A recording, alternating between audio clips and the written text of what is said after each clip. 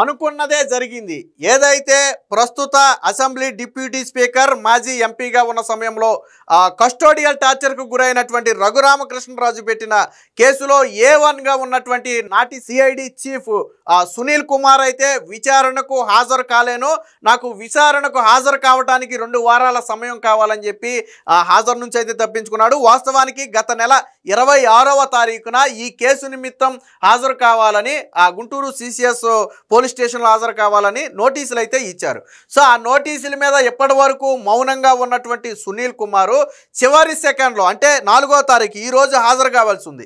So చివరి second అంటే 3వ తారీఖు సాయంత్రం నాటికి నేను హాజరు కాలేను అని సంబంధిత అధికారులకైతే సమాచారం ఇచ్చాడు. వాస్తవానికి సిఐడి సునీల్ వస్తున్నాడనే ఉద్దేశంతో ఆల్రెడీ ఎస్పీగా ఉన్నటువంటి దామోదర్ కూడా నిన్నే గుంటూరు కూడా చేరుకున్నాడు ఆయన. సో కానీ చివరి సెకండ్లో నేను రాలేను అనటంతో ఇప్పుడు న్యాయపరంగా ఎలా ముందుకెళ్లాలని చెప్పి పోలీసులు అయితే ఆలోచిస్తున్నారు. వాస్తవానికి దీని మీద నిన్న మనం ఒక వీడియో కూడా చేశాం. సునీల్ దీనికి రాజీనామా చేసి అంటే కూటమి తదుపరి ఏం చర్యలు తీసుకుంటుంది అనేది చూసి ఆ తరువాత తన ఐపీఎస్ పదవికి రాజీనామా చేసి రాజకీయాల వైపు మొగ్గు చూపే అవకాశం ఉంది. ఇందులో భాగంగానే కొన్ని రాజకీయ వ్యాఖ్యలు కూడా ఇటీవల అంబేద్కర్ విగ్రహం ఓపెనింగ్కి వెళ్ళి మాట్లాడటం జరిగింది.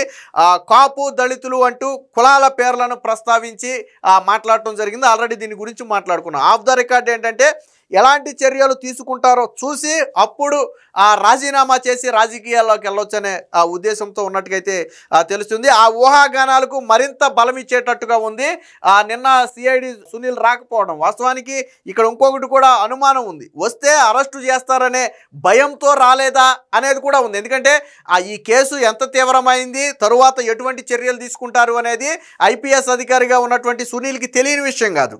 గతంలో కేవలం రఘురామకృష్ణరాజు వ్యవహారమే కాదు, గతంలో ఎవరినైనా సోషల్ మీడియాలో ఒక పోస్ట్ పెడితే అర్ధరాత్రులు గోడ దూకెళ్ళి అరెస్ట్ చేసేవారు. టీడీపీ నేతలను ఏదైనా అరెస్ట్ చేయాలంటే అర్ధరాత్రులు గోడ దూకెళ్ళి అరెస్ట్ చేసేవారు, లేదా శుక్రవారం సాయంత్రం అరెస్ట్ చేసేవారు. శని ఆదివారాలు కోర్టులు అందుబాటులో ఉండవు కాబట్టి 2 రోజుల పాటు వాళ్ళు టార్చర్ పెట్టవచ్చు కాబట్టి వాళ్ళ కస్టడీలో ఉంచుకోవచ్చు కాబట్టి ఆ విధంగా ప్లాన్ చేసేవాళ్ళు. ఇలా జగన్మోహన్ రెడ్డి ఏది చెబితే అది, ఈవెన్ కోర్టుల మీద బూతు వ్యాఖ్యలు చేసి బెదిరింపులు చేసిన వ్యక్తులను పట్టుకోమని స్వయానా హైకోర్టు ఆదేశిస్తే వాళ్ళెవరూ మాకు దొరకలేదని చెప్పాడు కోర్టుకెళ్ళి. ఎందుకంటే పెట్టిన వాళ్ళందరూ వైసీపీ వాళ్ళు కాబట్టి వాళ్ళ అడ్రస్లు ట్రేస్ అవ్వలేదంటే అప్పుడు కోర్టు ఓహో మీ పని ఎలా ఉందా అని చెప్పి సిబిఐకి ఇస్తే సిబిఐ మొత్తం 18 మందిని ఇతర దేశాల్లో ఉన్న వాళ్ళను కూడా ఈడ్చుకొచ్చి బొక్కలో పెట్టింది. మరి వీళ్ళు చేయలేని పని సిబిఐ ఎలా చేసింది? సో అలా జగన్మోహన్ రెడ్డి అడుగులకు మడుగులొత్తాడు అనడంలో ఎటువంటి సందేహం లేదు. సరే అదంతా ఒక పార్టీకి అనుకూలంగా వ్యవహరించాడని భావించిన రఘురామకృష్ణరాజు వ్యవహారం అనేది అత్యంత సీరియస్ వ్యవహారం. ఆ రోజుల్లో ఎంత సెన్సేషన్ క్రియేట్ చేసింది, జగన్మోహన్ రెడ్డిని ఎంత ఇరకాటంలో పెట్టిందో రాజకీయాలను ఫాలో అయ్యే వాళ్ళందరికీ కూడా అర్థమవుతుంది. ఈవెన్ ఇతర అంటే ఒక ఆర్మీ ఆసుపత్రిలో వైద్య పరీక్షలు చేయించుకున్న తర్వాత ఎస్ రఘురామకృష్ణరాజు కస్టోడియల్ టార్చర్కు గురయ్యాడని సుప్రీంకోర్టు భావించి ఆయనకు బెయిల్ ఇచ్చి బయటకు పంపడం జరిగింది.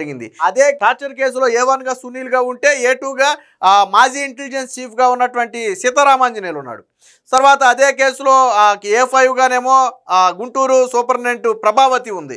సో ఆవిడే కదా అసలు రఘురామకృష్ణరాజుకి మీద టార్చర్ చేయలేదు, ఆయనంతా ఆరోగ్యంగానే ఉన్నాడని చెప్పి తప్పుడు రిపోర్ట్ ఇచ్చింది. సో అలాగే విజయపాలు అప్పుడు ASPగానే ఏదో ఉన్నాడు, ఆయన కూడా ఇందులో ఒక పాత్రగా ఉన్నాడు. అలాగే జగన్మోహన్ రెడ్డి పేరు కూడా ఇందులో ఉంది, A3గా జగన్మోహన్ రెడ్డి ఉన్నట్టున్నాడు ఈ కేసులో. సో మొత్తంగా రఘురామకృష్ణరాజు టార్చర్ అనేది ఆ రోజు దేశవ్యాప్తంగా సంచలనం సృష్టించింది. ఒక ఎంపీని కస్టోడియల్ టార్చర్ చేయడం అనేది హిస్టరీలో నాకు తెలిసి ఫస్ట్ టైం. ఇంతకుముందు ఎప్పుడు కూడా అలాంటి పరిస్థితి రాలా. ఎంపీలు అరెస్ట్ అయ్యారు, బయటకు వచ్చారు, జైలు శిక్ష అనుభవించారు, ఇవన్నీ జరిగినాయి తప్ప కస్టోడియల్ టార్చర్ అంటే ఇలా ఒక ఎంపీని దారుణంగా చిత్రహింసలు, మన భాషలో 3rd డిగ్రీ లాంటిది. సో 3rd డిగ్రీ పెట్టి చిత్రహింసలు పెట్టడం, పైగా ట్విస్ట్ ఏంటి, రఘురామకృష్ణరాజు బలంగా చెప్పింది ఏంటి, నా గుండెల మీద నన్ను చంపేయాలని ఇవ్వగానే బలంగా నా గుండెల మీద బాధారని చెప్పాడు. నన్ను కొడుతుంటే ఒక వ్యక్తి వీడియో తీసి అటుపక్క ఎవరికో ఒక వ్యక్తికి చూపించాడు. ఎవరో ఆ వ్యక్తి నన్ను కొడుతుంటే చూడాల్సిన అవసరం ఎవరికి ఉంది? సో ఇవన్నీ కూడా రఘురామకృష్ణరాజు లేవనెత్తినటువంటి ప్రశ్నలు. సో ఇది ఇంత కీలకమైనటువంటి ఇష్యూ కాబట్టి ఒకవేళ వస్తే అరెస్టు చేస్తారా అనే అనుమానంతో రాలేదా అంటే అది కూడా ఒక కారణమై ఉండొచ్చు. సరే 2 వారాల తర్వాత వస్తే అరెస్ట్ చేయాలంటే అప్పుడు కూడా అరెస్ట్ చేస్తారు. బట్ దీని మీద ఇప్పుడు పోలీసులు అయితే లీగల్గా ఎలా ముందుకెళ్లాలో ఆలోచిస్తున్నారు. మరొకసారి నోటీస్ ఇవ్వాలా, ఒకవేళ ఇస్తే అందులో షరతు ఏం పెట్టాలి, 2 వారాల తర్వాత మళ్ళీ నాకు ఖాళీ లేదనొచ్చు, తప్పించుకోవడానికి ఏముంది, ఈసారి నాకు అనారోగ్యం అనొచ్చు, ఇప్పుడు ఏమన్నా అంటే కుటుంబ సభ్యులు అనారోగ్యం అన్నాడు, తర్వాత నాకు అనారోగ్యం అనొచ్చు. సో రీజన్స్ ఎన్ని అయినా చెప్పొచ్చు. సో ఎలా ముందుకెళ్లాలనేది పోలీసులు అయితే ఆలోచిస్తున్నారు. దీనికి సంబంధించిన వార్త ఒకటి వచ్చింది, ఒకసారి చూద్దాం. నేటి విచారణకు రాలేను, 2 వారాలు గడువివ్వండి.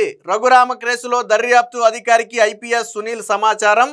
నాటి నరసాపురం ఎంపీ, ప్రస్తుత అసెంబ్లీ డిప్యూటీ స్పీకర్ రఘురామకృష్ణరాజును కస్టడీలో చిత్రహింసలకు గురి చేసిన కేసులో ప్రధాన నిందితుడు అంటే A1 సీనియర్ ఐపీఎస్ అధికారి పివి సునీల్ కుమార్ గురువారం విచారణకు హాజరు కావడం లేదు.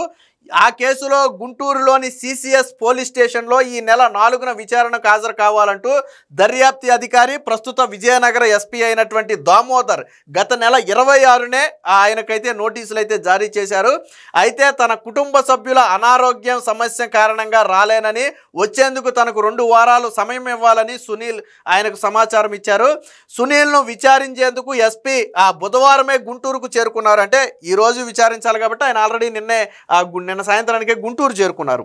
చివరి నిమిషంలో తాను రావటం లేదని సమాచారం ఇచ్చారు. నిజానికి సునీల్ కుమార్కు నోటీసులు జారీ చేసినప్పటి నుంచి కూడా ఆయన విచారణకు రావడంపై అనుమానాలు వ్యక్తం అవుతున్నాయి. ఆయనకు మళ్ళీ నోటీసులు ఇవ్వాలా, ఇస్తే అందులో ఏ షరతు విధించాలి, ఎంత గడువు ఇవ్వాలి అనే అంశం మీద న్యాయ సలహా అనంతరం నిర్ణయం తీసుకోవాలని చెప్పి పోలీసు ఉన్నతాధికారులు భావిస్తున్నట్టుగా అయితే తెలుస్తుంది. ఈ కేసులో A1గా నాటి సిఐడి చీఫ్ పివి సునీల్ కుమారు, A2గా అప్పటి నిఘా విభాగాధిపతి పిఎస్ఆర్ ఆంజనేయులు, సో అలాగే A3గా నాటి సీఎం జగన్, A4గా అప్పటి సిఐడి అదనపు ఎస్పీ విజయపాలు, A5గా GGH superintendent Guntur GGH superintendent ప్రభావతిని చేర్చారు. దర్యాప్తు క్రమంలో ఇప్పటికే విజయపాల్ని విచారించారు, అరెస్టు చేశారు. విజయపాల్ నుంచి కొంత సమాచారం కూడా సేకరించారు అనుకోండి, అది వేరే విషయం. ఆ తర్వాత రఘురామకృష్ణరాజు మీద దాడి చేసినటువంటి థర్డ్ పర్సన్ అయినటువంటి తులసి బాబును కూడా అరెస్టు చేశారు. ఆ తర్వాత పెద్దగా కదలిక లేదు. 5 ఏళ్ల క్రితం జరిగిన ఈ ఘటన ఇంకా ప్రాథమిక దశలోనే ఉండడంపై ఇప్పటికే రఘురామకృష్ణరాజు అనేక సందర్భాలు అసంతృప్తి కూడా వ్యక్తం చేశాడని ఒక కథనం అయితే వచ్చింది. సో మొత్తంగా ఈ ఎంటైర్ A5లో ఒక విజయపాల్ని మాత్రం పోలీసులు అరెస్టు చేయటం, విచారణ చేయటం, జైలుకు పంపటం ఇవన్నీ కూడా జరిగినాయి. అయితే అదే విజయపాల్ నుంచి కొంత కీలక సమాచారం అయితే సేకరించిన తర్వాత దాని ఆధారాలను కూడా పోలీసులు అయితే సేకరించినట్టుగా తెలుస్తుంది. బహుశా A1 అంటే కీలకమైనటువంటి వ్యక్తి సునీల్.